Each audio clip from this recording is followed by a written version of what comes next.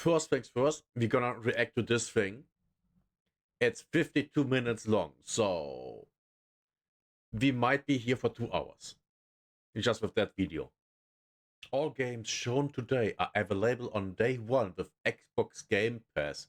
Oh, Xbox, Microsoft losing more and more money. More and more money.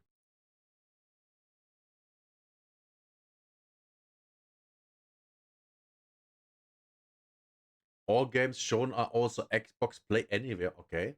Buy once, play on Xbox consoles, Xbox on PC, and Xbox Cloud with cross saves and cross progression.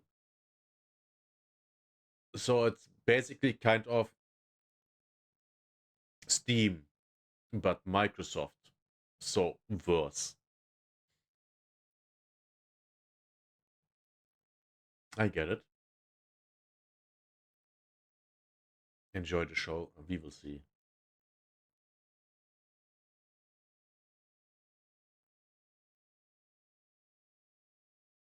We are starting out big.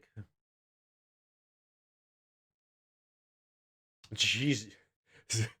All these warnings.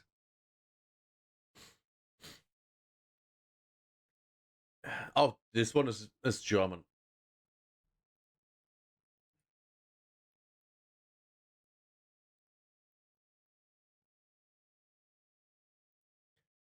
All games you are about to see are in development and do not represent final products. Oh, then why are we here? To build anticipation and hype. So that stock prices go up and the managers make more money.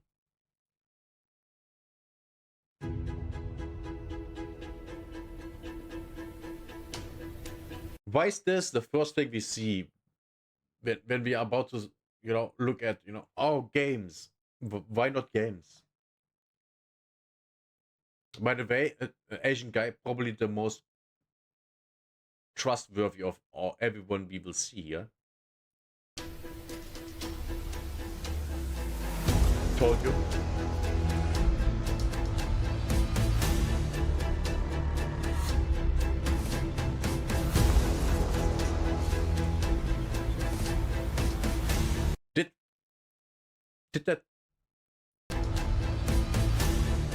Did the game just run in below 30 FPS in the video?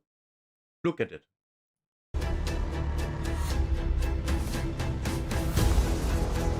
Here it comes. That didn't look like 60 FPS to me.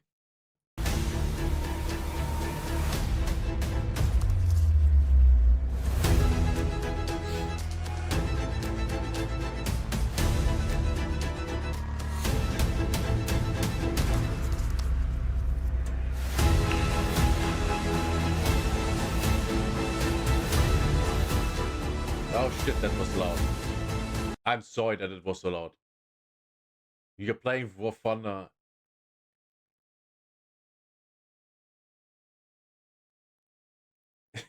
If you're playing for fun and you can stuck a missile up a BMT's ass, the life is good. Yeah, I can see that.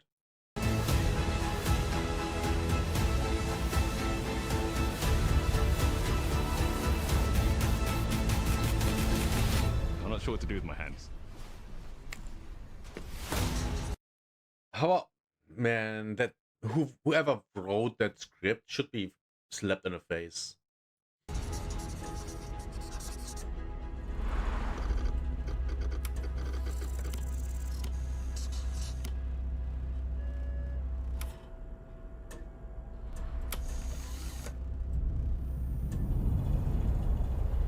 Playground games.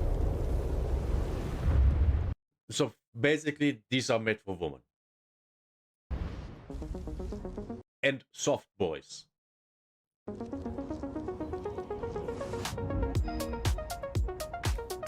Welcome to this world first look at Forza. Wait. Via Playground Games is a studio? What's going on? Horizon 6. I'm Torben Ehlert, Design Director for Forza Horizon, and I can't wait to show you what the teams at Playground Games and Turn 10 have been working on. And I'm Don Arceta, Art Director for Forza Horizon. Oh, okay. Looks good. The Horizon Festival is a celebration of beautiful cars, hit music, and breathtaking locations around the world. It looks And now good. we're taking you to the place we've wanted to visit for a very long time, Japan? Japan. Who could have guessed?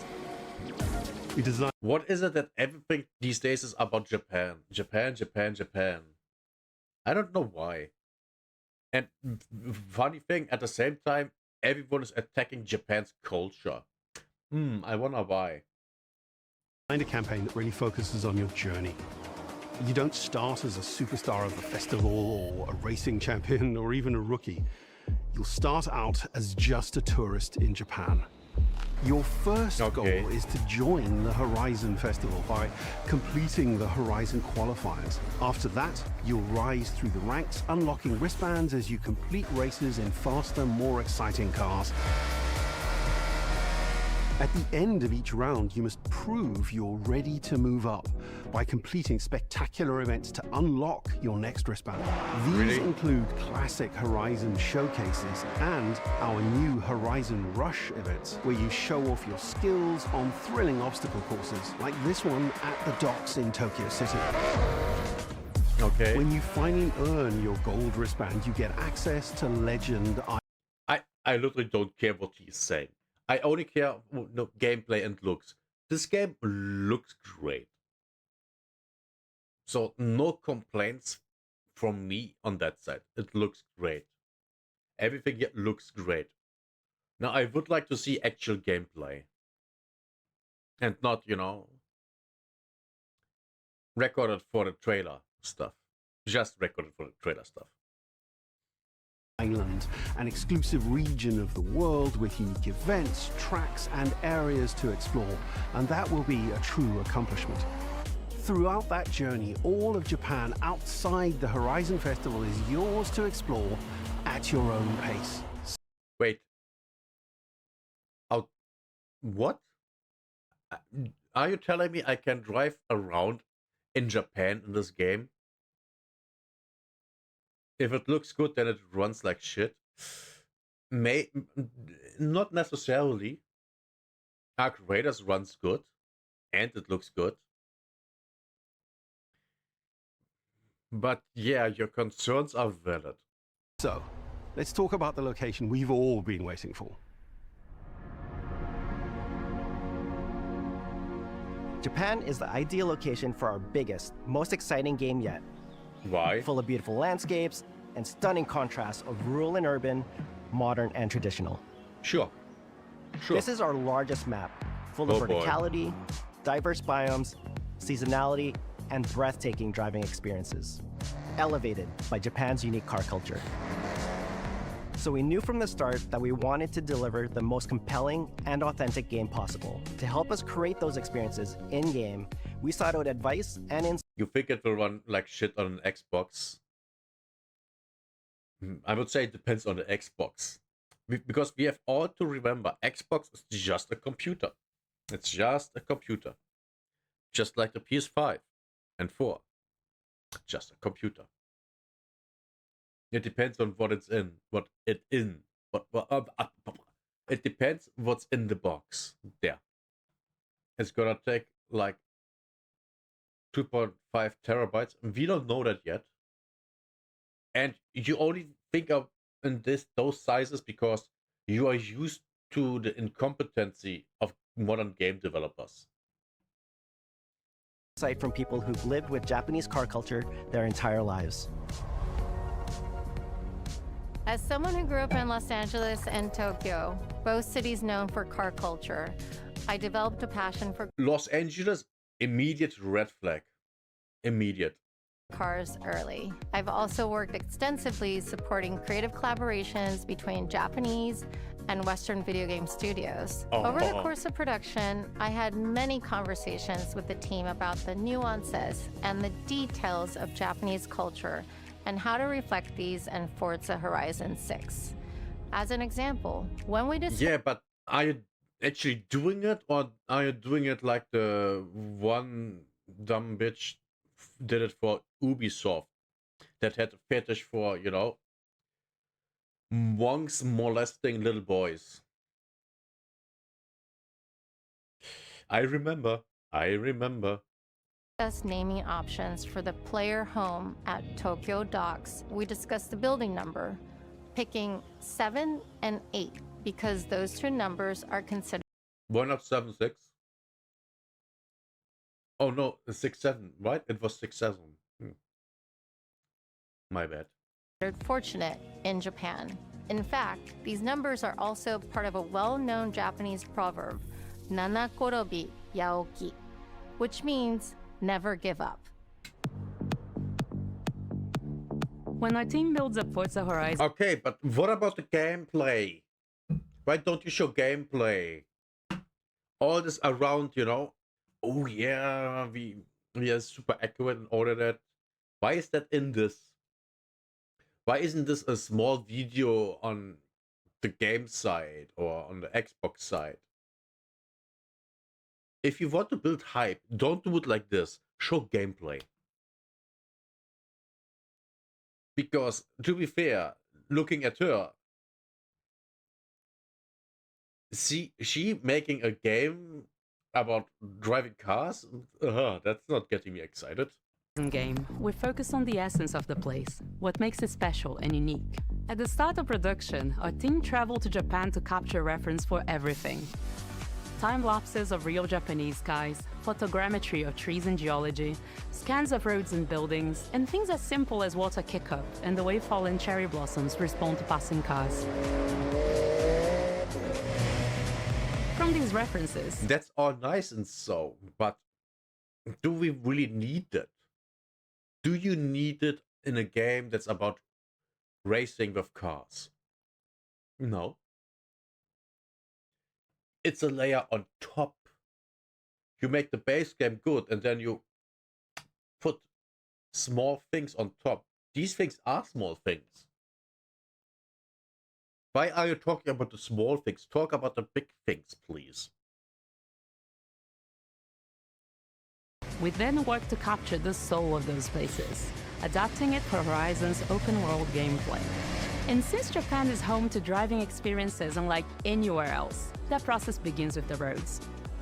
Inspired by the C1 Loop, Ginkgo Avenue, and mountain passes, like Mount Haruna and Bandai Atsuma.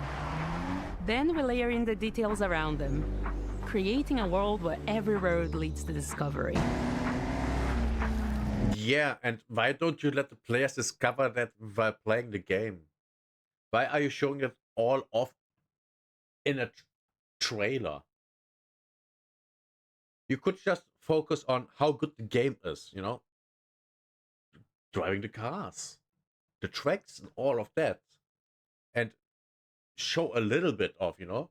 Oh, you can go there, you can go there, but why is this trailer focusing on the small things? Personally, this makes me worried that the gameplay is shit.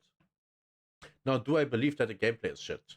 No, because it's the, I don't know, 10th game in the series?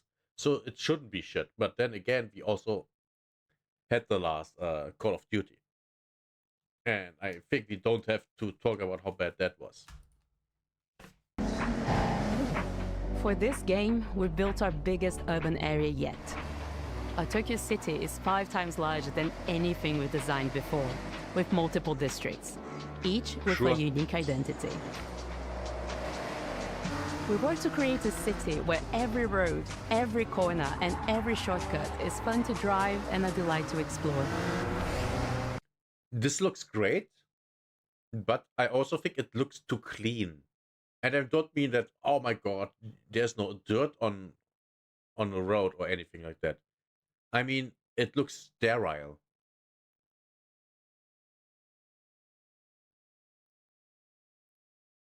If I see videos of people walking the streets in Japan, they look more lively than this. Multiple districts, each with a unique identity. We work to create a city where every road, every corner, and every shortcut is fun to drive and a delight to explore. Seasonal change in Japan is dramatic, and these changes are widely celebrated in local culture. Sure. We captured that in games so that you'll see those changes reflected in the world around you as you explore. That sense of exploration is at the heart of the game. Everything you find on your road trip in Japan is something for you to collect. Cars, houses, landmarks, mascots, and more, all tracked in your adventure journal. Sure. Japan's car. But why is that thing in a trailer? Why? What does it add to the excitement for this game? Nothing. I mean, the seasons, sure, yes, they do. But why the booklet? That didn't need to be there. I mean, so far I'm really unimpressed. With the exception of how good the game looks. Culture is one of the reasons we've been so excited for this location. And Forza Horizon 6 will feature more than 550 cars at launch. Those cars will have... Finally, after how long? When did they start? At the 2-minute mark. We are, yeah, over 5 minutes. And finally, in the car game, we're coming finally to the cars. Wow. Imagine War Thunder, a trailer for War Thunder, and you don't talk about any of the vehicles in War Thunder for 5 minutes. New body kits, new Forza Aero, and the ability to paint liveries on windows. We've also fully overhauled our roster to be better balanced across all performance classes, from D to our new top-end R-Class for track-focused cars.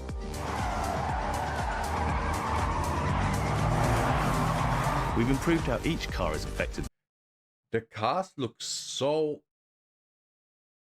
clean that they look unrealistic.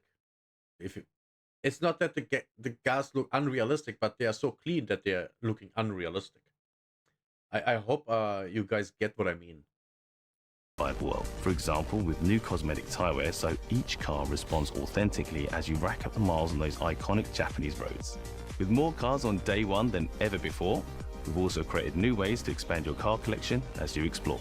Shit, Miata. Parked on driveways around the world, you'll encounter our new aftermarket cars. They're always bargains and include some extremely rare and unique cars to show off in your garage. To be fair, I like this thing. I think this looks cool. Not, manly cool, but, it looks nice and cool. I like this. Imagine your girlfriend driving this.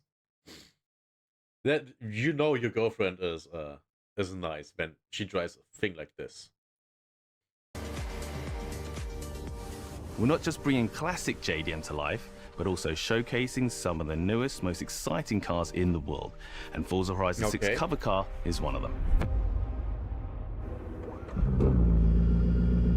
The GR GT is a race-derived road car that combines motorsport performance with road-going excellence.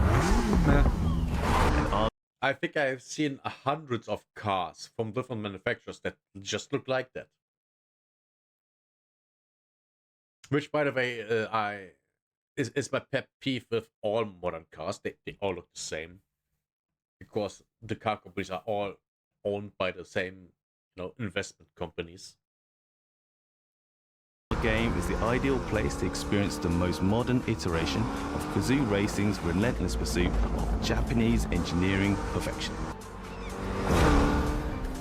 Our cars sound better than ever, with greater detail and remastered audio, all brought to life by new acoustic modeling technology, simulating the soundscape of the world. Sure.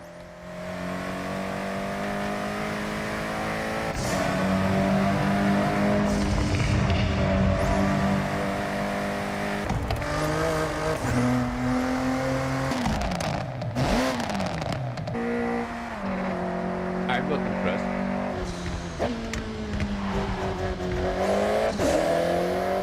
Music is a huge part of the Horizon Festival. Is it me, or do we have sound like that in car games for over 10 years already?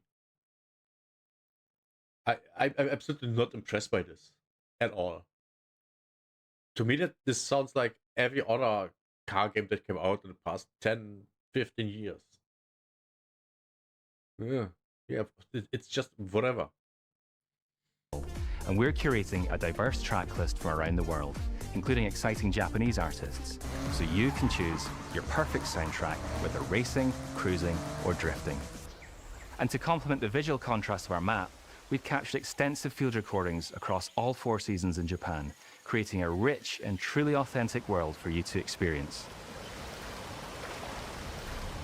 In Forza Horizon 6, you'll have Why the waterfall? I mean, it's not like you're driving your car to the waterfall, right? Because it's a racing car, so not of what? Why?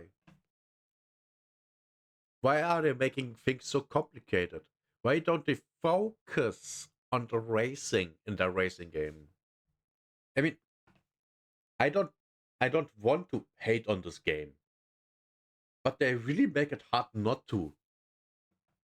What is it with these game developers these days that don't focus on the basics of their fucking game? Well, sure, if the basics are already there from, all the past games, they just copy and pasted them, then sure, they need then something new, right? But that would then just be the scenario, which is Japan in this case, which is fine, but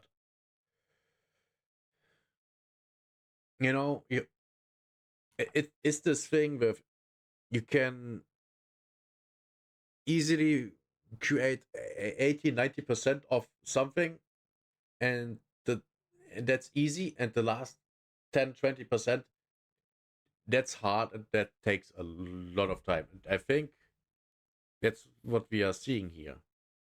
The last 10-20%, that's hard. The extreme detail that you don't really need, but it's nice to have. I think that's what's going on here. new ways to shape that world with features that let you make a life for yourself in Japan. Our new customizable garages are the perfect place to do that. You'll find one of these at every player house, big enough for multiple cars, where you can freely decorate the entire space. And when you're done, you can invite your friends over to see what you've built. Okay, that's nice. But the ultimate place to express your creativity is the estate. This mountain valley starts off completely empty and overgrown. Okay. But once you unlock it, you can build and decorate directly in the open. Why? By the way, this looks extremely ugly, and totally this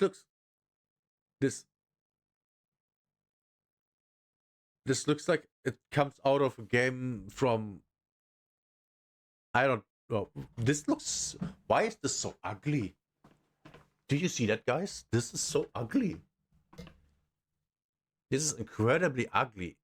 And some things, I mean, I guess it's concrete, this and this, but this is so, it kind of looks like it has no texture. Yeah, this is horrible. This looks so goddamn ugly. Oh my god. And why are you... This looks like the base of a villain in a movie or something like that. Not like your base in a racing car game. Open world here, and anything you construct is permanent and visitable by your friends. Our teams are fully committed to Forza Horizon being the open world driving game for everyone. We'll be Oh, for everyone. Yeah, okay, yeah. That sounds bad. carrying forward all of our accessibility features from previous games. We'll also be adding in new... Well, I hope so. I mean, why wouldn't you? It would be stupid to not to do that. options like proximity radar for competitive players and auto drive for players who want to lean back and appreciate the world in motion. Did you hear that, guys? In your racing game, you have an option for auto drive. Just like in some mobile games and stuff like that, where you have autoplay. What is this shit? And by the way, I have to reconcile my speaking positively about the graphics of the game, because I'm now seeing things where I go, yeah, that doesn't look good. It doesn't.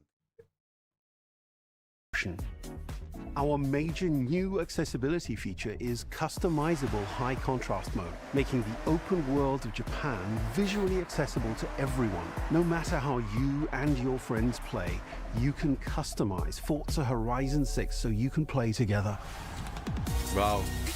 Japan is world-renowned for its car meets, like Daikoku, and inspired by these experiences, Forza Horizon 6 will include new open-world car meets. These are places where you can show off your cars and characters, download tunes and liveries, and even buy a copy of the cars you see. Then head out together to explore, where you'll find classic events like street races and our new Toge battles, iconic nighttime races down Japanese mountain passes. Yeah, I've seen better looking racing games a decade ago. I mean, if some Forza fans watch this, am I crazy, or have you seen better looking games in the past already? Because to me, the asphalt, the roads, they look unrealistic. I think they have too much detail that you wouldn't be able to see if you would actually drive on the road. There's more to do in the open world than ever before, with new shared experiences like Horizon Time Attack circuits. These are seamlessly part of the open world, with no loads, no matchmaking, just a truly social experience with you, your friends, and the in-world leaderboard. Playing together is easier and more rewarding than ever. Forza fans are incredibly creative, making everything from liveries to race events and scenic locations. Why? Forza fans are incredibly creative, making everything. This looks horrible. From liveries to race. This looks like it comes straight out of Second Life.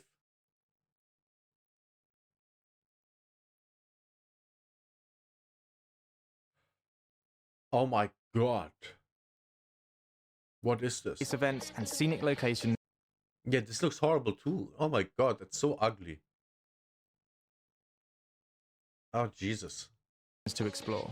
To support your creativity, we've added the ability to start building from anywhere, as well as loads of other player-requested improvements, all of which are also available in the estate. Funniest thing here. What? The stuff on the screen changes, but the hands on the controller don't move at all. And the customizable garage. We also know you love to collaborate, so in Forza Horizon 6, we're making building fully multiplayer. In Horizon Collab, you and your friends can build anything you can imagine together. Yeah, I can't see that backfiring at all. Right, chat? We can't see that backfiring.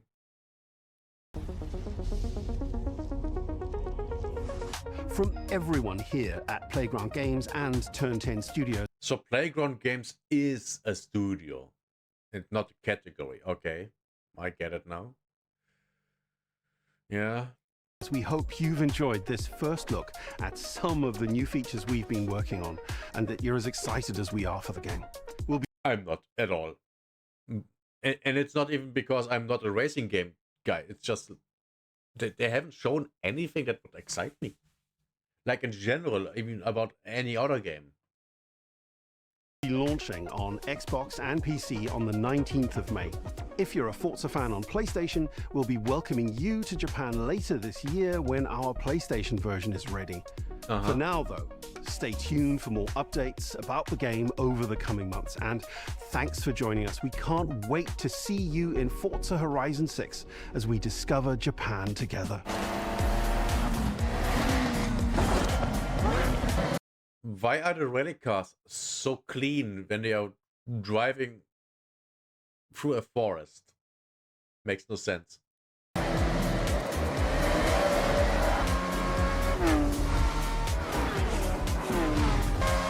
Yeah, this looks unrealistic.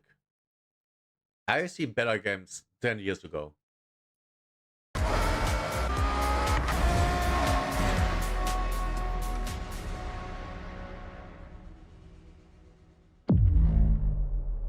Anyone hyped? Anyone? I'm not. Oh, Godzilla. No. Giant robot. Oh. Great, the only cool thing in a game is not going to be in the game. Great.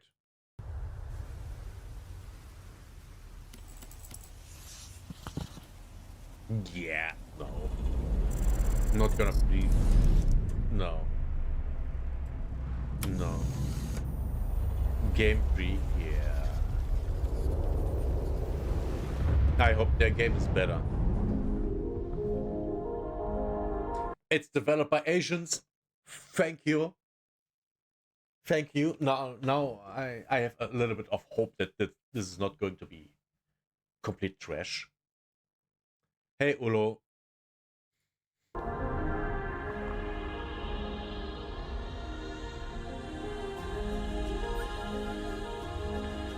皆さんこんにちは。ゲームフリークのゼネラルプロデューサー大森茂です。ここは東京にあるゲームフリークのオフィスです。Ah, thank God. Yes, Japanese developing a game. Yeah. ビースト・オブ・リンカネーションはかつてない新しい体験を作り出すことに主眼を置いたゲームフリーク独自の取り組み、ギアプロジェクトから生まれ。This already looks better than Forza. Just because it has style to it. 新しい挑戦です。これまでもポケットモン Female character and she's hot. Game is likely being good. スターシリーズのほか、ソリティバ、ギガレッカーなどさまざまなオリジナルゲームタイトルを世に送り出し、常に新しいアイデアや Is this Nintendo? No, it's Xbox. 世界観の構築に挑戦しています。ビースト・オブ・リンカネーションはまさに新しい体験ができるゲームです。遠い未来、文明崩壊後の汚れに侵食された日本、そしてPost-apocalyptic Japan of the distant future. It depicts a world consumed by a blight. Okay. Guys, you heard Pokemon and thought it was Nintendo. By the way, is that available for the Xbox 360? I doubt that. And while we are at it, look at this. Looking at this, I'm immediately, yep, this looks interesting. And not only interesting, I think this looks beautiful. Yeah, I like this too. Thank God. 一人と一匹のアクション RPG というゲームプレイで構築されています。この美しくも Now the question is, do we have to play as the woman? Or can we make our own character? Since you don't have an Xbox, you can play it on PC. 過酷なビースト・オブ・リンカネーションの世界で皆さんにも臨場感あふれる冒険を味わっていただくことができればと心から願っています。Monster design is good.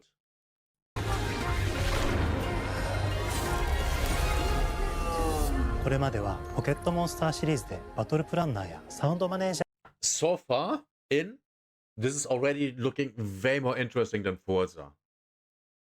I like, so far, post-apocalyptic game in Japan, good monster design, good-looking main character that's a female. The fighting, I'm not sure yet about that, but it seems to be at least fine. を務めてきました。ただ新しいゲームに挑戦したいという強い衝動もずっとあったんです。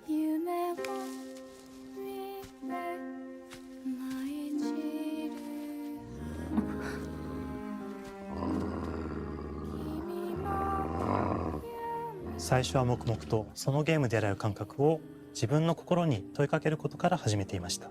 世界観もキャラクターもゲームデザインも決めずに、ただどんな感覚がいいんだろうと探っていました。そうしているうちにぬくもり、頼もしさ、そして寂しさが入り混じったような感覚が。 Yeah, look at this. You have giant wolf beast, which looks cool. And now look at the character. Pretty face. Traditional sword. The head is traditional Japanese, Southeast Asian thing. Looks good. She is not scantily clothed, but she looks great. We have this thing here that glows, this plant thing. This looks good. This is a well-designed character. You immediately think, yeah, this is nice. At least I do. It's not the abomination from Fable, the new one. Jesus. 最もしっくりきたんです。自分の心に反応しました。Look. No? 最もしっくりきたんです。自分の心に。Look at this. Looks interesting, doesn't it? Looks way more interesting than a lot of other games. This is intriguing. I have no idea what this thing is, but I would like to know. It has 2 legs, so it at least was moving in the past. Yeah, something intriguing. に反応しました。隔離された主人公エマとこの世界を一緒に旅していくぬくもりのある相棒クーもその過程で生まれました。Look at the design of this monster. This looks beautiful. Have I ever used that word for a monster? I think not. But this looks great. 古島からビースト・オブ・リンカネーションのコンセプトを聞いてとても興味を惹かれ、すぐに参加しようと心に決めました。長年ゲームフリークではポケットモンスターシリーズを通じて生き物やパートナーを描いてまいりました。しかし今回のプロジェクトでは過酷な世界を相棒と共に旅をするという体験を目指しています。Yeah, look at this.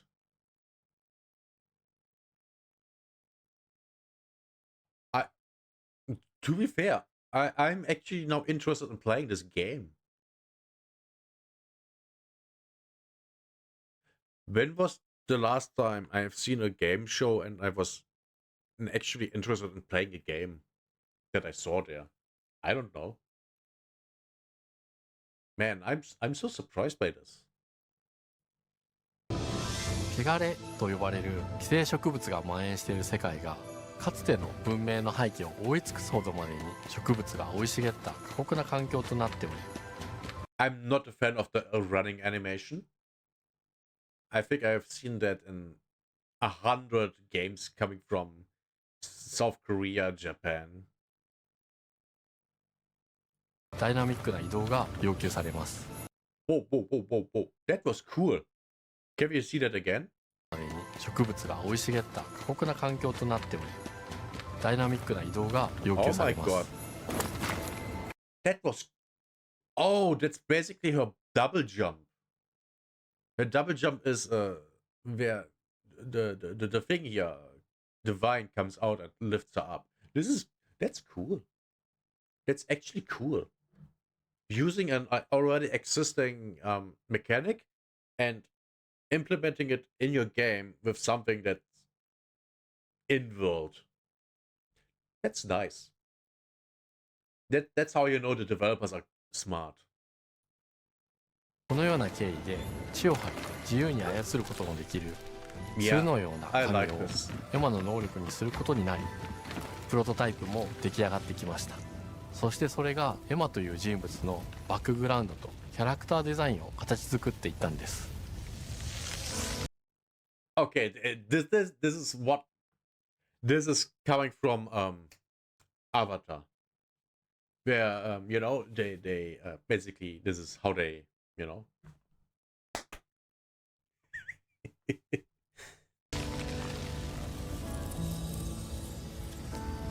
これまでゲームフリークは動植物や自然と真摯に向き合ってきました。形状を自由に変えられて武器のように鋭くなりつつも美しい、そんな中核となるモチーフとして植物を選びました。ただ単に美しい植物を風景で表現するだけではなく、遊びにも植物を取り入れました。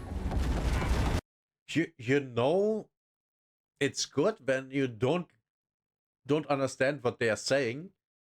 You don't really care, but you are still intrigued. I am.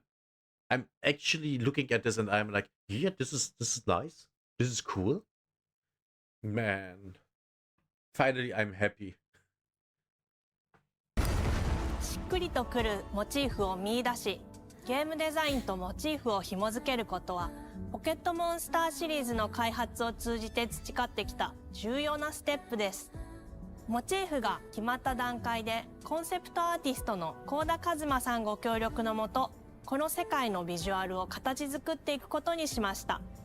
エマとクーの姿を思い描いたとき、自然に支配される世界の Even if I wouldn't hear her talk, this looks so nice. I mean, this kind of looks like it's not finished. It looks like the shader, something's going on there.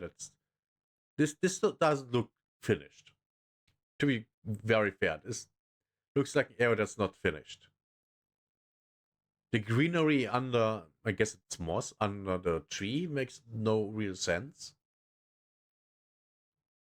These thingies look very low res and out of place. I'm not sure what's going on over here at this side of the screen. This looks fine. 舞台として日本がぴったりだと考えました。Yeah, those again. Yeah, they obviously play a kind of important role when it comes to the lore. I want to know what they are, what they were used for. I really do. And by the way, this looks amazing. This is amazing art. 日本の昔から続く山々に囲まれた自然豊かな風景と SF が入り混じった世界をエマとクーが歩く姿を自然にイメージできました。さらに植物をモチーフとした重要な存在として植物と動物が融合した生物でもある腐食体も出来上がっていきました。腐食体のデザインは当時私が注目していたデジタルアーティストの森田裕樹さんにお願いすることにしました。世界の舞台を作ると同時にエマとクーの物語を作り上げていきました。ストーリーの舞台は西暦4026年の日本です。はるか昔に発生した汚れという名の寄生植物の影響で人類の大半が消滅した後の世界です。エマは腐食体を狩り、その汚れを自分の体に封じ込めることができるという特別な能力。Do we have evil plants? I mean, sure we have evil plants, yeah. 力を持っています。ただそれがゆえにエマは恐れられ、人々が住むコロニーから隔離され暮らしています。エマと彼女の相棒となるクーは日本の東の地で出会います。そのクーの目的がこのゲームの謎の一つでもあります。名前は何だ？クーだ。クーから目を離さない方がいい。ああ、分かってる。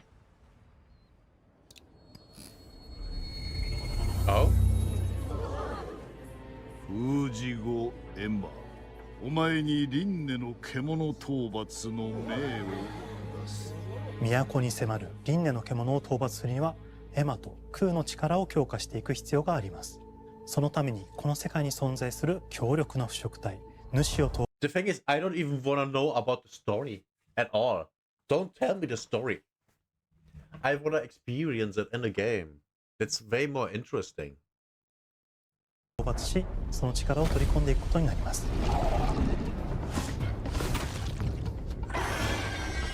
汚れを封じることができるエマにしかできない特別な役目です。腐食体はこの世界の畏怖の対象であり、最も象徴的な存在です。汚れに寄生されて巨大化していった生物たちです。エマとクーが戦う強力な敵です。腐食体は汚れを吐き、その巨体で世界を蹂躙していきました。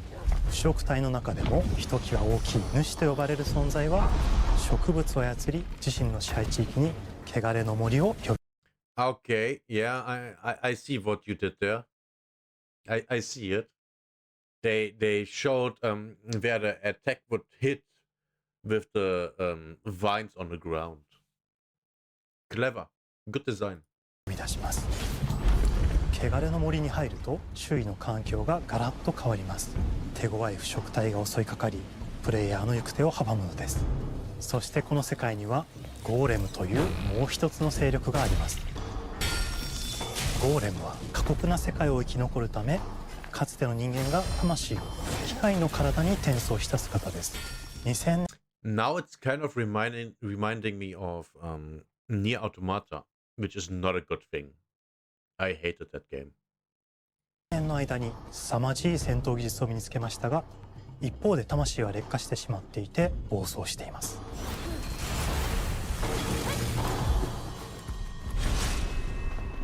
エマとクーはさまざまな人物と出会います。長い旅をサポートするブラッド、カグラであったり、あとはクナイというエマと同じように腐食体を連れた剣士とも巡り合い。 And yes, that was related to the girl. Yes, she's cute.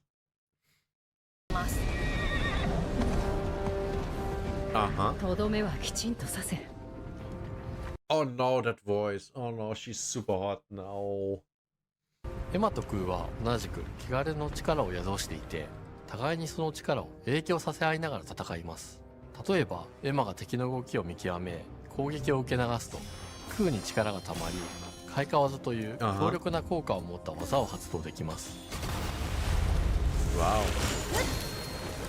Okay. そして開花技を放てば、さらに次のアクションの選択肢に幅が広がります。例えばある開花技を使うと、エマは彼岸花の大輪を咲かせ、その大輪に跳躍して兜割りを行うことができます。また別の開花技を使えば敵を縛り、エマの強力な I'm not 100% sure about how I feel about the battle system in this game, but it's not horrible. Let me say that it's not horrible. 攻撃を敵に叩き込むことができます。開花技の選択中は時間がスローになり、考える時間が生まれます。ターンベースの RPG コマンドのように考えることになります。スキルを磨くほどにエマとクーの連携は研ぎ澄まされていきます。互いに補い合う関係で2人は常につながっているんです。エマとクーにはそれぞれスキルツリーがあり、エマが行動すれば It's a literal skill tree. It's a literal skill tree. Of course it is. クーに影響を与え、クーが行動すればエマに影響が与えられるようにしました。またエマとクーの親密度が上昇するにつれて、装備できるスキルも多くなります。さまざまなスキルを組み合わせることで独自のプレイスタイルを作っていくことができるんです。さらにエマとクーを結びつける霊秘石や、エマが受け流しを行った際に発動する刀の効果を重ね、 The menus. Yeah. They aren't bad or anything like that. They're fine. ていくことなどで、より奥深い戦闘ができるようになっています。遠距離だけで戦う人もいれば、ステルスだけで戦う人もいますし、常にエマで戦闘を仕掛ける人もいれば、クーを先行させて戦わせる人もいます。エマとクーでどのような装備でどのような霊秘石と組み合わせて戦うのか、プレイヤーの皆さん次第です。皆さんがどんな意外な組み合わせを生み出すのか、今からとても楽しみです。 I completely dig the world. I really like the world they're building there. I really do.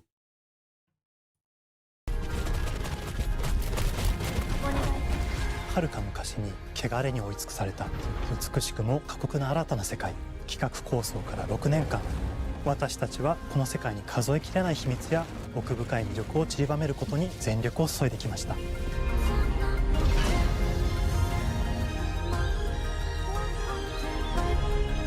すべてのプレイヤーの皆さんにビースト・オブ・リンカネーションの世界を体験していただける日が待ちきれません。本作は今年の夏 Xbox、PC、そしてプレイステーションでリリースされます。It comes out on PlayStation 2. Isn't that something? This guy's speaking Japanese. But yes, it's a Japanese studio. さらにビースト・オブ・リンカネーションは発売初日から Xbox ゲームパスでプレイ可能です。ぜひウィッシュリストにご登録ください。ゲームフリークが挑む渾身の新作、どうぞご期待ください。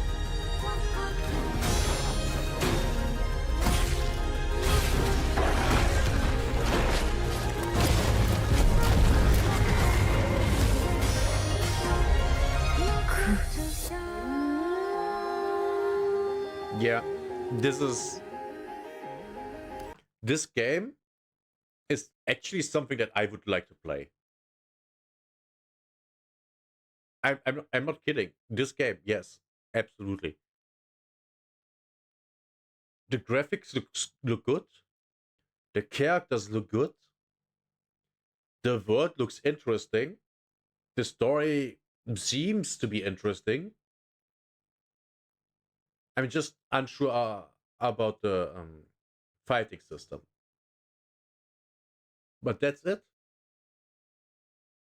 So I can't say anything negative about this game that comes into my mind right now. There's nothing. I mean, sure, the graphics in some parts don't look absolutely perfect. I don't care about that. It's very graphically very more coherent than Forza 6, which we have seen before. GeoGuessr tomorrow. I might not even stream tomorrow. And I told you next week. Let's go to the next. Wait.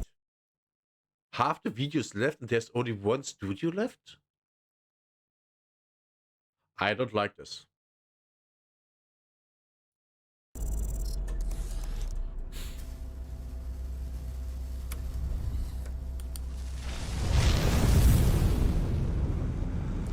Wait, what?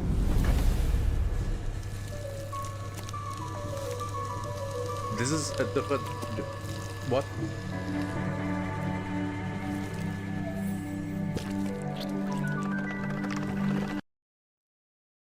This is so stupid. Number one. If you would do pottery, you wouldn't wear rings. Number two, why those faces? Stop it, please.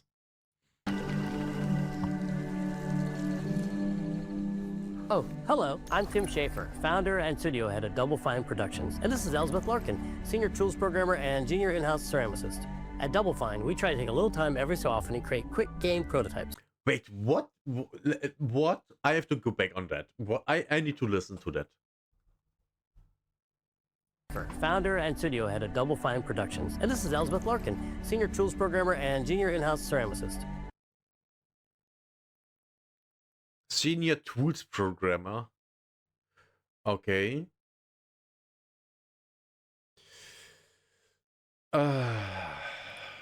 At Double Fine, we try to take a little time every so often and create quick game prototypes. Anyone in the company can pitch a game idea, and we have a vote on which ones we want to try to make. Okay. We forget the projects we're currently working on, basically get amnesia, and we do this for 2 weeks. That's a fortnight. And we build a few... I don't think that's a good idea. Tomorrow's Sun, is it now? What are you talking about, Jesse? These experimental game prototypes. We call this process Amnesia Fortnight. We've had all sorts of great ideas come out of this process. It's just like... Then why if these were so great, why have I never heard of them? This clay. With a little bit of pressure and creativity, something interesting is created that wasn't there before. Our next game came out of Amnesia Fortnite. It's all about encouraging you to create with others, and then use what you create to destroy each other.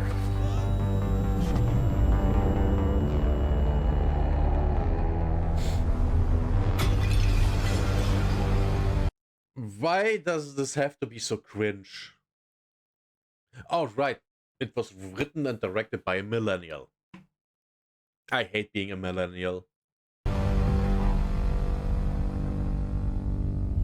Don't worry, it's easy to make a new pot if you're playing Kiln, our online multiplayer pottery party brawler.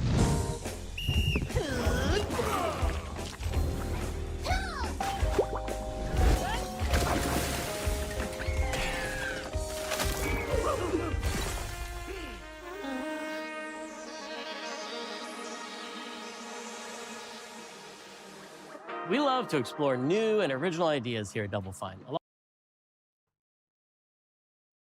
What the fuck? What the fuck was that?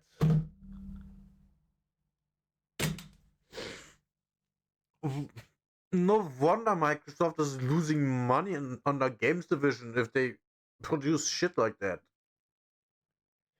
What?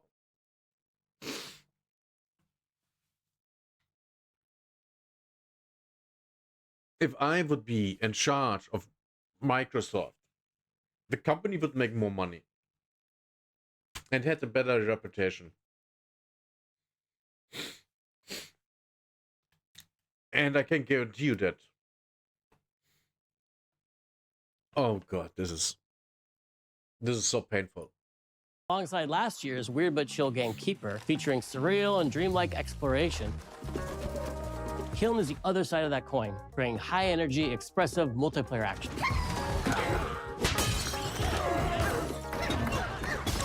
You'll get a chance today to see how we're continuing to foster our spirit of creativity with this next game. Derek Brand spearheaded this pitch and is here today to talk about this fully realized Double Fine experience he's leading with his team.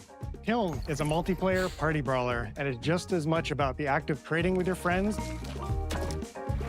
as it is fast-paced competitive destruction. Did he say competitive in a game like this? Good night, Jesse. Be happy you don't have to watch this live with me. We built this game to respond to your creative design choices, as well as your relentless cruelty to anthropomorphized clay pots.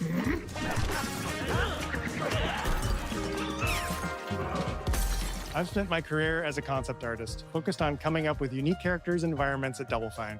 But I also play a lot of action titles, which got me wondering, what would a game look like that included not just the cathartic element of destruction and action, but the equally cathartic act of creation I was familiar with as an artist? I stumbled on the answer one day. What better solution than a pottery wheel? I wonder how much this game cost in production. Because I don't think they will make the money back. I absolutely think they won't. Because the player base for a game like this must be very, very small. And it's you can't sell a game like this for $60. So this is more a game like if you actually sell it and it's not free to play, $20 max. And I don't think that there are enough players that want to play the game like this. At least not on PC. They're gonna make nothing? Yeah, that's what I expect. I wanted to give players the ability to create characters. By the way, the last thing I have heard is that the gaming division of Microsoft is losing money. Big time. Out of any shade, and to make sure that what you make has a charming, animated personality. You start off, and I think make sure that what you make has a charming, animated personality. We have found the reason why. This is the reason why they are losing money. You start off as a little helpless naked spirit. You're not capable of much in this state. Thankfully, you are capable of manipulating clay, and a pottery wheel is the perfect place for the creation. Wait. Did that thing just slam its butt on the clay?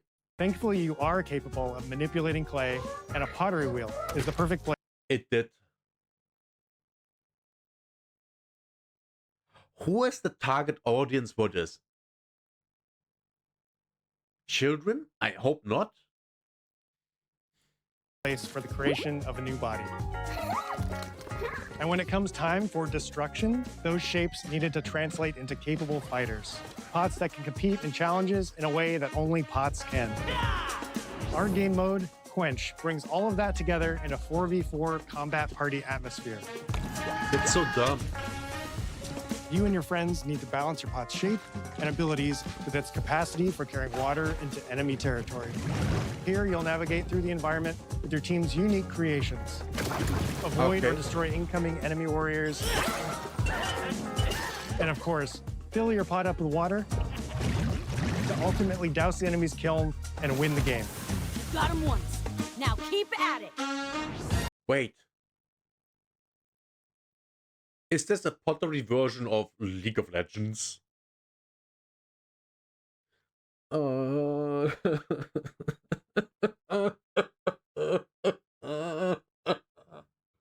don't wanna. This is so painful.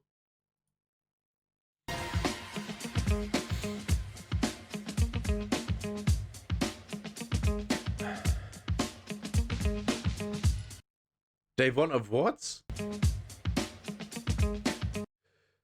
FNS Special Award, Bilbao 2015. Fun and Serious Game Festival. Never heard of that before. Xbox Game of the Year Awards 2011. Developer of the Year 2011. It has to be AI. The thing is, this trophy is from over 15 years ago.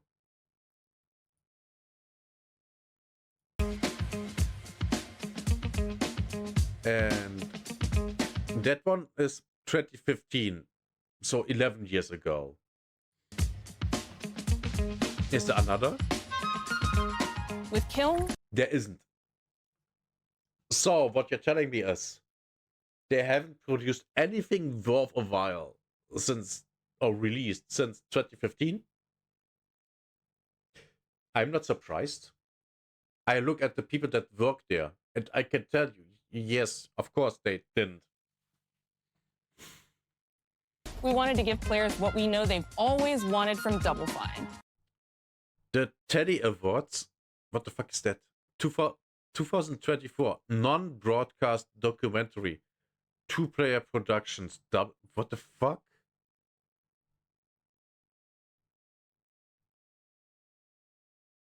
And there's something online service 2-player product. What the fuck are they making? This is a joke? It has to be. And we aren't at Fable yet. Fable is still coming. It's there, here. Oh my god, is there still 37? Oh my god, there's almost 10 minutes more of this. A best-in-class pottery sim, of course.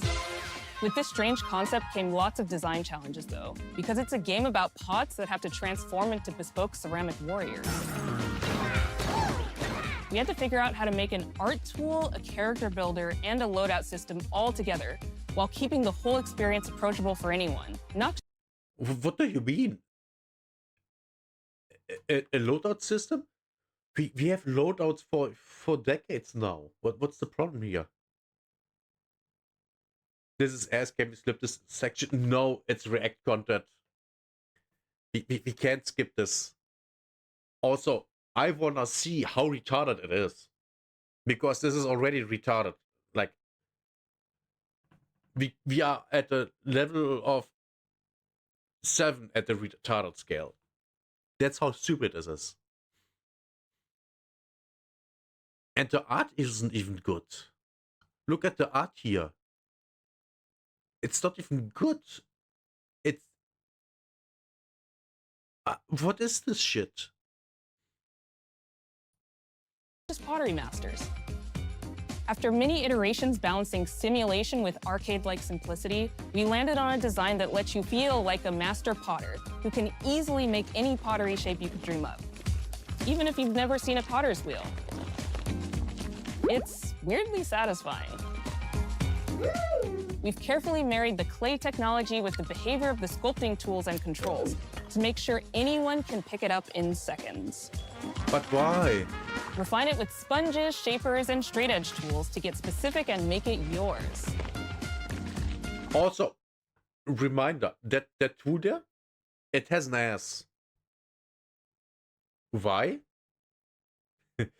Ask the developers.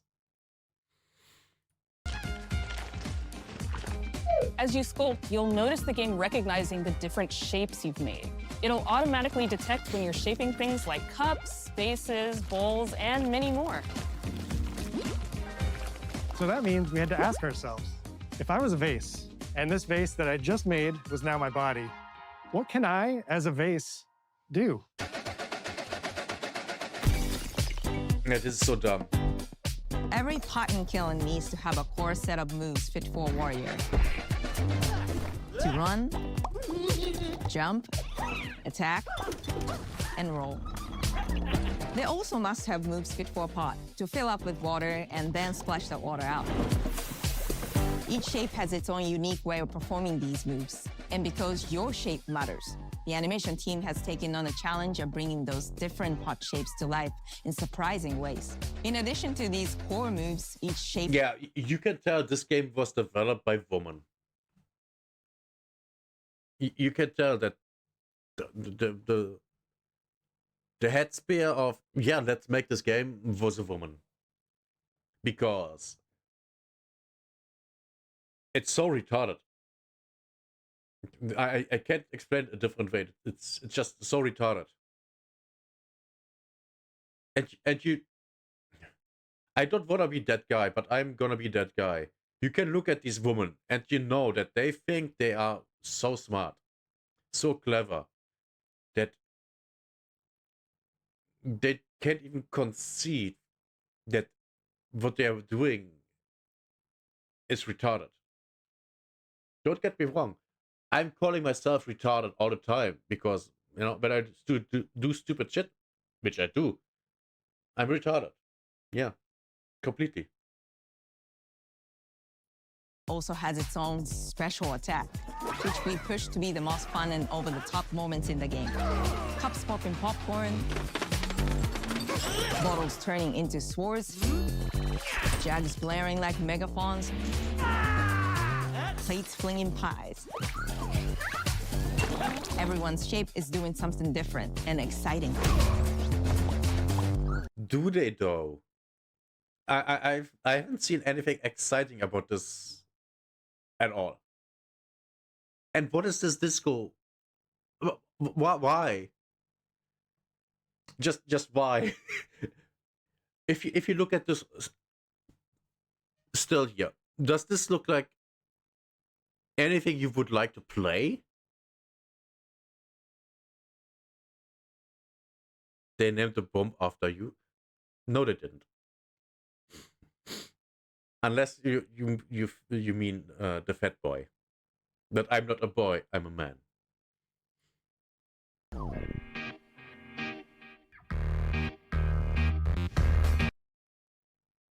How do you get from art like this into what we have seen in the game?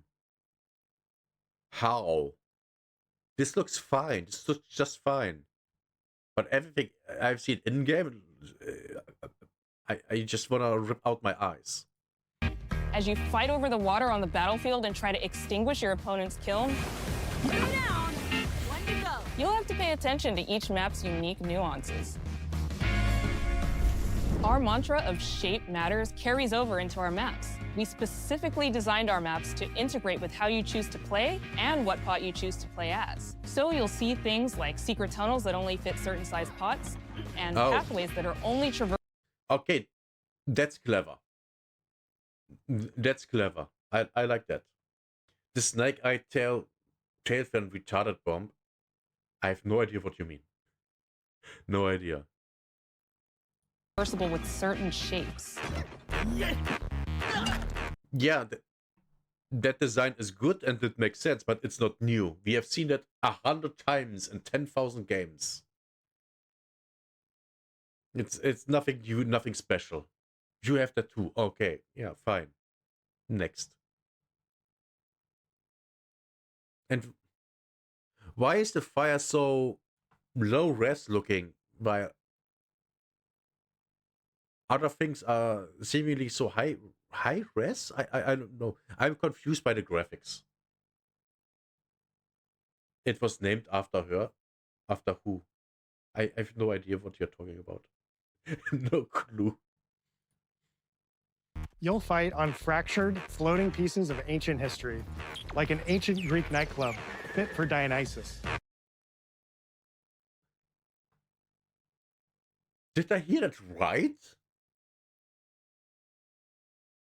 Let's hear that again. Floating pieces of ancient history, like an ancient Greek nightclub fit for Dionysus. An ancient Greek nightclub, aka the thing that didn't exist.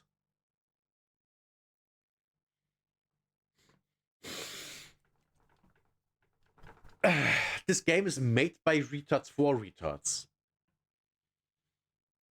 Oh,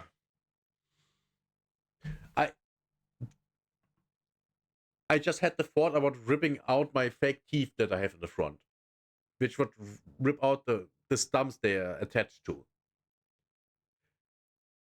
That's the thought that I had just right now. That's what this game makes me feel. It makes me want to hurt myself. So the retarded stops. It's even got a dance floor. Navigate Athena's giant strategic war map. Inflating sponge warriors with water to rearrange the battlefield to your advantage. Okay, that's fine. But that's just placing a wall. We can literally do that in Arc Raiders right now. You don't even think retard would get the game? Yeah. They would play something that's fun. And do you see the stark contrast here? The floor tiling is super detailed, looks super shiny and realistic, and then you have the walls of the canyon thingy here. Looks like it comes from a completely different game. Man, I'm getting angry at this shit. Don't, Falschrad, don't let the retards get to you. Don't. Fight in the Egyptian god Set's dingy punk venue, complete with a mosh pit where only one pot can emerge unbroken. Leverage your unique creations. Everything from your size, your capacity to carry water, your speed to cross the battlefield, and other choices you can make will define how you want to approach your playstyle. Do you want a team full of large cups, maximizing your dousing potential? Go back down, baby! Or a team of tiny ninja saucers ready to quickly smash up anything that gets in their way? Or a unique combination you've discovered that balances power and splashability. By the way, the sound design here, I feel like I hear talking. I hear the gameplay sound. And I think I hear two different music tracks. Two different music tracks. And I'm sitting here, I think my brain is about to explode. What? Who edited this shit? If you're skilled enough to end up at the enemy kiln with lots of water, you can unleash a powerful super splash ability that does tons of damage and makes the kiln vulnerable to further attacks, letting you and your team dunk on the enemy kiln to either win big or turn the tide and make a comeback. And that is how it's done. At the end of a round... What is this design? Man, I wanna go back to the Japanese game. It was way better. Jesus Christ. What a stark contrast. I think it's 100% true that Western developers are a bunch of retards that don't know what they are doing. And then you have the Asians that make literal art. Jesus Christ, this is... At least it's over in 3 minutes. The cycle of creation and destruction loops around again, and now you're back in the Wedge, a multiplayer lobby where you can hang at the wheel and make something cool with your friends. You've just earned XP points and chips from battle. Now you can load up on art supplies and expand your pot-making options.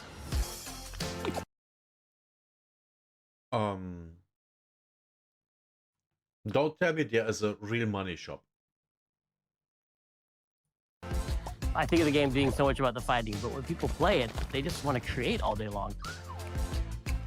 Yes, and why can't that be the game? If they would have made a game that's just creates pottery stuff with your friends in a lobby and have fun, that would have been fine. But the rest of the game is, I think it's completely retarded.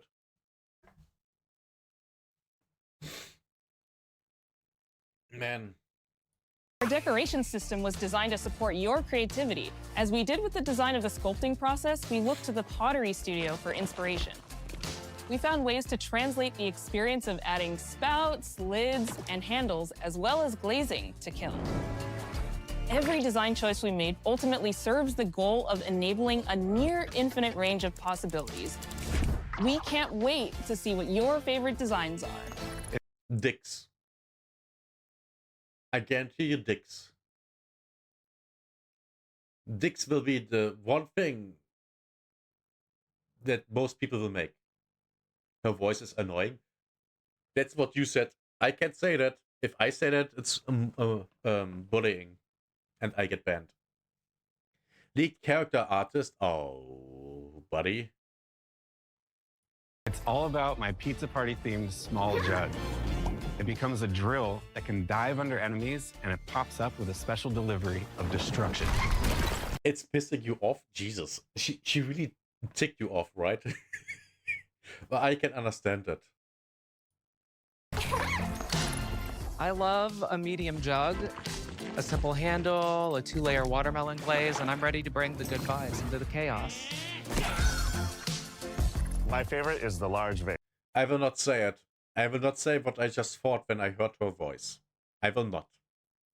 It has a UFO-like animation, and it's great for team defense and protecting your Bix. Hands down, the best pot shape is a small bowl.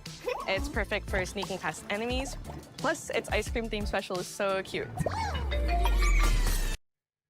Yeah. If you have a game studio full of women and unmanly men, they produce a game like that, yeah. One of my favorite warrior pots has to be the medium base. It's decently fast for invading enemy players and matches. Told you. The decorations really make it shine. A curved elbow spout, Cupid's handle, some spiked charms with a rainbow glaze, and one butt sticker. You are in the UK, you're probably gonna get arrested. Yeah. That can, oh no. Number one, of course they make a rainbow thing. And two, of course they put an ass on it. Literally, there's an ass. Yeah. This is all we need to know about the studio. All we need to know. This is symbolizing it perfectly. This is this is the perfect example what's wrong with the studio. You can't go wrong with butt stickers. My favorite pots? Use the absolute most material possible to make the biggest pots possible. I call it tiny. Whichever pot you decide to create, whether you're a budding artist or a seasoned gamer, you'll be fulfilling your pottery power fantasies when Kiln launches in spring 2026 on Xbox, PlayStation, and PC. This is just the beginning of the Pottery Party, as we bring regular updates throughout the year with expanded decorations, new activities and game modes, and much more. Creating is more fun together, and we'd love your help sculpting this experience. Be on the lookout to throw down with fellow Double Fine fans and join the Double Fine Action Insiders for an even earlier look and a chance to play in our closed beta very soon. You want me to say closed beta? Oh my god, yes. Will it be on Steam too? Oh my god. We will have player numbers. This is this makes you want to kill yourself. Yeah. Yeah, I get that. I get that 100%. 5 times? That's mean. Am I supposed to? Okay. This game is called Kiln, an online multiplayer party brawler, online multiplayer party brawler. I'll never do it twice. Okay, I can do it again. You aren't funny. Please just shut up. Please. Online multiplayer pottery brawler. It's getting better. Online multiplayer pottery party brawler. Kiln. K-I-L-N. Kiln.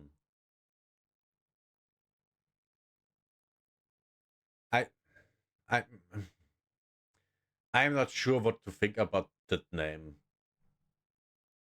I know what I think about the art. It's typical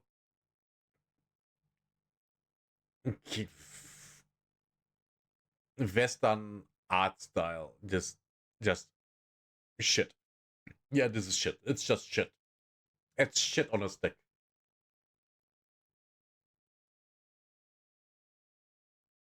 You wanna know where they are based? Probably somewhere in the US. Most likely.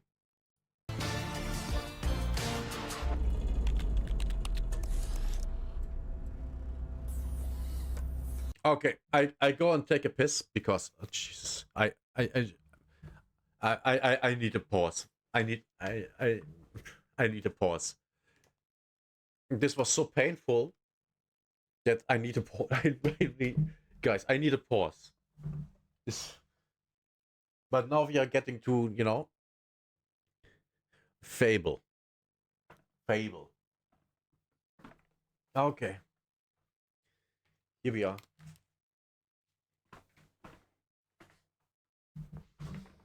So, now we're coming to the actual highlight of this video, which is the Fable stream video. The Fable part, yeah, there.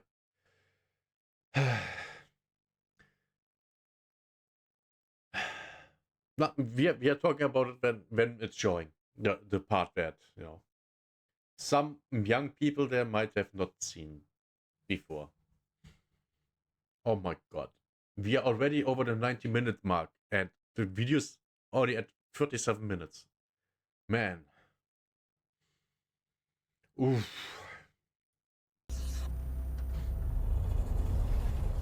The retards are gone. Yeah, hippie. Yeah. Don't say it loud. Hi, welcome to Playground Games, where I'm thrilled to share our very first deep dive into a game we've been making here for a really, really long time. Fable. Yeah. And so far, no one, whenever they've shown something about this game, no one was impressed. Everyone hated it. Because of a certain reason. And I'm curious if that's still in the game. AKA the main character. And how it looks. And yes, I said how it looks. You will see why.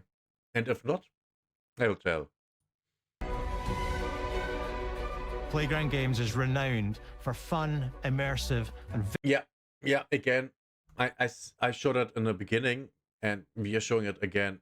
The game runs at maybe 30 FPS. Playground Games is renowned for fun, immersive, and visually stunning open world experiences. Open world, so the story will be almost non-existent. That's what open world usually means. Since 2010, we've been developing the Forza Horizon series right here in Royal Leamington Spa, a charming little town in the middle of England. Oh, that's bad. That's really bad. As Horizon has grown, so have we. Over the past few years, we've built a new team to carry that reputation into a new genre that we are incredibly passionate about. Right, because the old Fable games, they were made by a different studio. The studio, were they all made by the same studio? I don't remember. I actually don't remember. But I remember that the first two Fable games were led by Peter Molyneux, who is well known for being kind of a scam artist. You know, saying, oh my god, this game is going to be so good. And then it comes out and it's basically nothing like that. How do you delete a comment? I have no idea. Well, actually, yeah, there should be the three dots at the behind your comment. Fable is Playground's first open-world action RPG, and we couldn't be more proud to be carrying on the work of the legendary Lionhead Studios, the original creators of the franchise. Yeah. And although our game is a new beginning, I think what we're making is... I wonder why they don't exist anymore. ...is really faithful to the spirit of the classic Lionhead trilogy that we all love. Okay, the graphics... Well, I can't tell if... I want to say I can't tell if this is in-game graphics or not, but I don't believe it is. I don't think.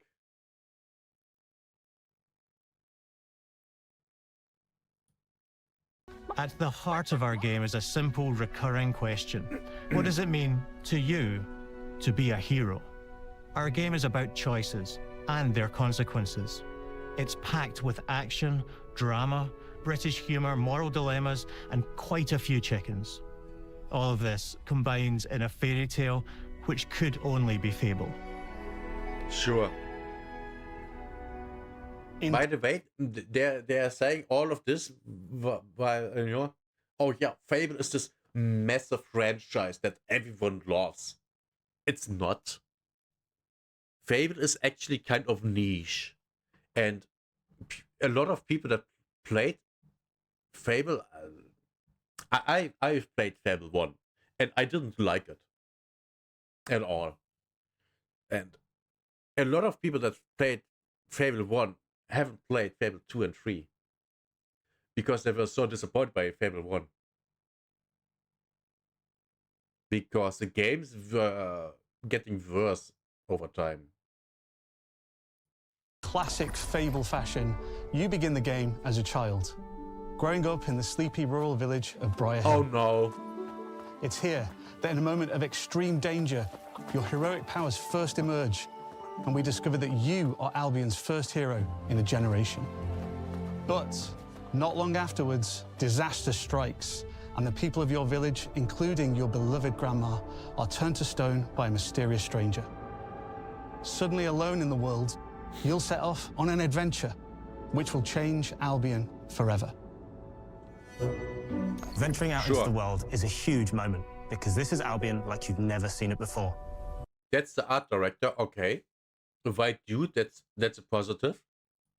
Idyllic rolling hills, magical forests, bustling villages, sleepy hamlets, oversized vegetable patches, sure, and stunning vistas. Sure. And because our Albion is truly open world... But is this actually in-game or is it some pre-rendered CGI thing? You know, that's the question that I'm asking here. Because we don't know. For the first time, you'll be able to explore this rich and detailed world seamlessly, with the freedom to go where you want from early in the game. We can't wait. I think they said the same thing about the first game and the second. Maybe even the third. To welcome you back to Albion's iconic capital city, Bowerstone. No one cares. Home to Fairfax Castle. Why does that remind me of the Lord of the Rings? The two towers, the Minas Tirith, there it is. I wonder why. The old clock tower and the legendary Heroes Guild. It's a huge city, full of contrasts. Rich and poor, nobles and commoners, royalty and criminals. You'll spend plenty of time here during the game as you discover the secrets of the Heroes Guild and its reclusive guildmaster, Humphrey the Golder. And here we are. The reason everyone hated this, the first time we have seen anything, this character. It's still in the game. They haven't changed it. When they first showed a trailer for the game and that character showed up, everyone was like, oh my god, why is it so ugly? Well, it's based on an employee that's a transsexual. That's why it's so ugly. There, I said it. And they haven't changed it, so...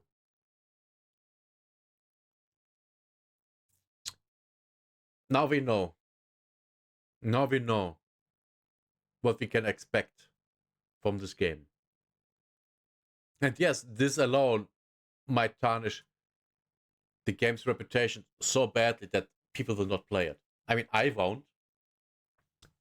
For two reasons. Number one, I don't care. Number two, ugly character. I don't want to play an ugly character. Especially not a woman.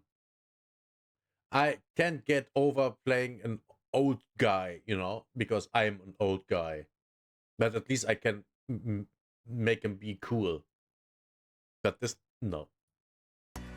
No. In the north of Albion, you'll find mountains, craggy coastlines, spooky marshes, and the bleak, windswept city of Bloodstone.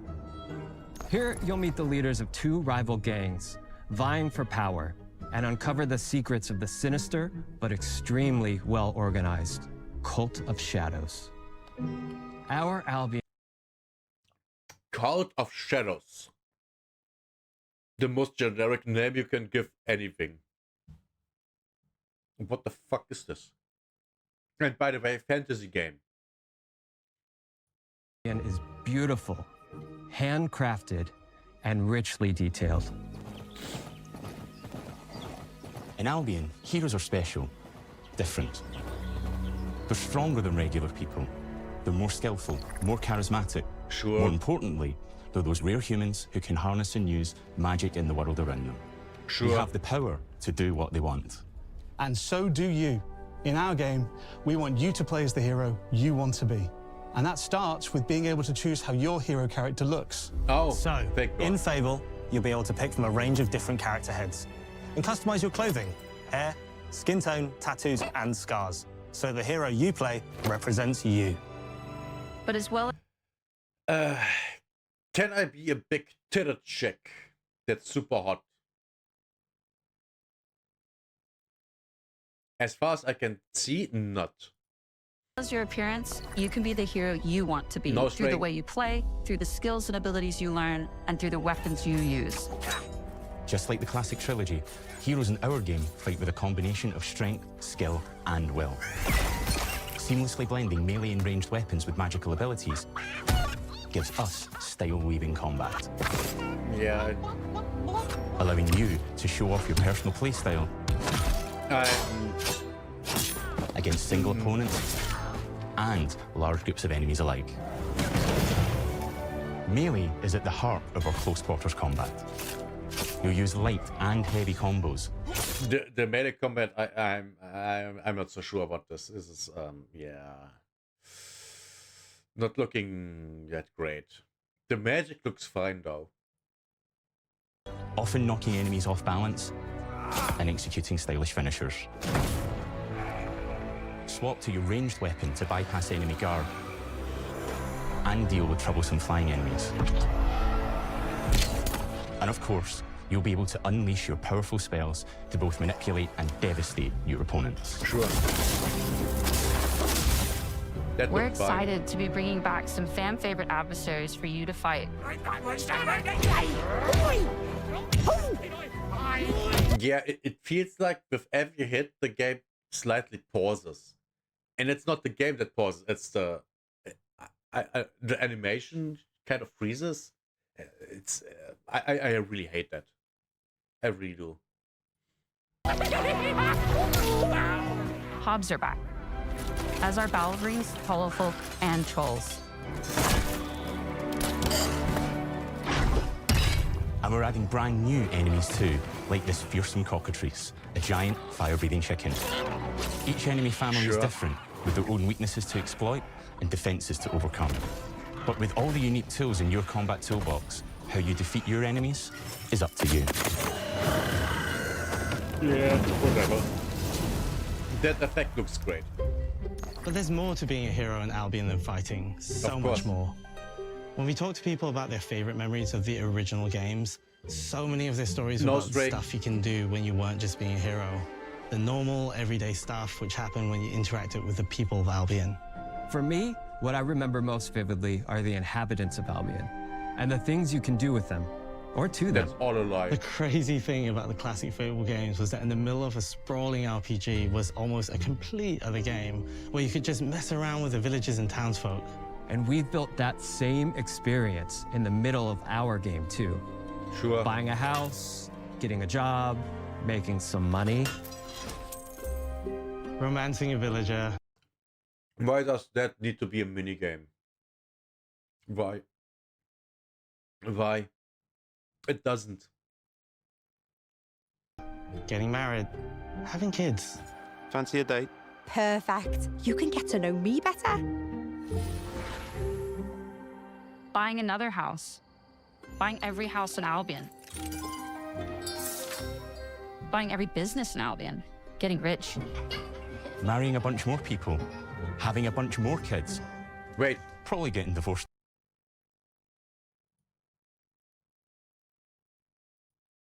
I have... So, both are black. In Albion. Buying every business in Albion. Getting rich. Black kid. Marrying a bunch more people.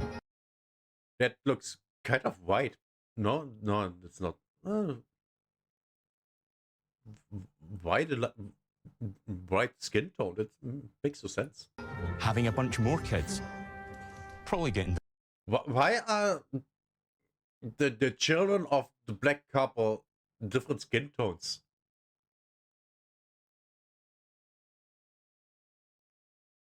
Just asking questions. Divorced along the way for good measure. And this game within a game is unique to Fable. It's systemic, interconnected, and you see the ripple effects of the things you do everywhere you go. And all of this revolves around the people who live in Albion, who we call the living population. Sure. There are more than 1,000 of them, and every single one is unique. Each of 1,000, that's not a lot. It sounds a lot, but it isn't really. them has a name, a role, a daily routine, and their own personality. You could follow any one of them for a day and just watch them live their life. AKA being a stalker. They'll get up, go to work, spend some leisure time on hobbies, then go home to bed. But what's even cooler is that you can talk to every single one of them in fully voiced conversations and interact with them in loads of different ways. Maybe the job they go to is working for you because you hired them to work in one of your businesses. Sure. Hey, you. Working hard? How can I help you, boss? Maybe the bed they sleep in is in a house you own because you're the landlord. Or maybe their bed is on the street because you evicted them. All right. Oh, it's you. You're awful. You know what's funny? I bet you can make a really good argument out of, or even a video out of it, that all the black people own stuff, own houses, renting out, while the white dude is homeless. Do we want to go there? We don't need to. They did it. Man, they aren't even subtle in their, how they see the world or think how it should be. And all of the stuff you do affects what they think of you. You're a legend. Because everything you do builds your reputation. Very impressive. Now that's an hero right there. Morality has always been super important to Fable. That tension between good and evil underpinned all of the original games. And morality is central to our game too. But we have a slightly different take on it. For us, morality... Also funny how the world here is super diverse. Diverse. AKA having a lot of different ethnic groups living there. Which is super unrealistic, by the way. I hope you didn't ban the term viewers, because there might be a legitimate use of that, isn't black and white. There are lots of grey areas. And importantly, morality is subjective. No two people see things exactly the same way. And that's how it works in our game too. Everything you do earns you a reputation. And every person in Albion will have a different reaction to you as a result. Hello there. Yeah, we get it. You're rich. They'll remember things you did. What the fuck was that? She sounds like a fucking Karen. Dumb whore. Directly to them, they'll love you or hate you for the choices you make, and they will always tell you why. Although, usually from a safe distance. Our game will never judge you, but the people of Albion will, loudly. Imbecile. Your reputation is created by the choices you make, and you are going to make a lot of them. Big choices, little choices, moral choices, and some choices that will actually change the landscape of Albion for the rest of your game. We call this idea, your choices change the world. Let's give you an example. Early in the game, you'll meet a character named Dave, an egotistical gardener in a rural village who discovers a magical growth formula. He accidentally turns himself into a giant and becomes a big problem. It'll be your job to deal with him, and ultimately it will be your choice whether to kill him or to spare him. If you kill him, his giant corpse will lie on the farmland just outside of town for the rest of the game. And that is going to affect house prices. It will also affect what a lot of the villagers think about you. Especially Dave's sister. In Fable, the choices you make will define you. What does being a hero? Funny thing that the majority of the characters in this European-style fantasy game aren't even white. Like, basically all the characters... Wait. Oh my god. The player character that was called Rich, or whatever, was white. He literally got all the negative things, while all the brown people, when they were man characters, were getting the good stuff. The good reactions. Oh my god. I bet there is... If I would be really, really deep into conspiracy theories, am I already lost here? Am I too deep into this? But yeah, it's shit. Mean to you? At Playground Games, we've built a pedigree for beautiful, immersive, open-world experiences. Yes, they've typically involved sports cars, but this is a passion project for all of us here. Sure. Every member of this team, which we've built from scratch, has two key things in common: a deep love for the franchise, and a burning desire to bring it back. We're making this for Fable fans just like us, but also to introduce Fable to gamers who've never played the series before. It's been great to finally tell you a little about the game we're making. There'll be much more to share as we get closer to our launch. I'm excited to tell you today that Fable is coming to Xbox, PC, and PlayStation in autumn 2026.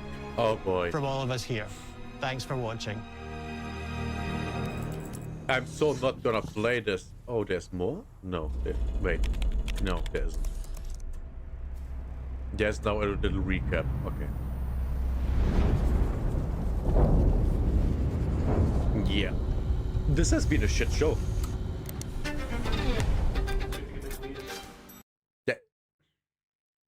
I think this sums up the entire thing.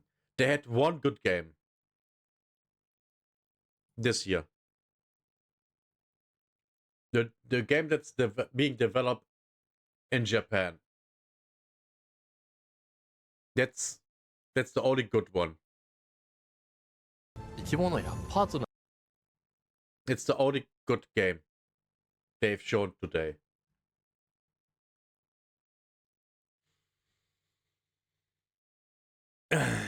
I hate this. No, not this. I like that. But the rest, yeah. It's either I don't give a fuck or it's cringe, bitch ass shit. It's horrible. I hate my life. I wanna... You know what? Let's switch stuff up. Let's do something fun.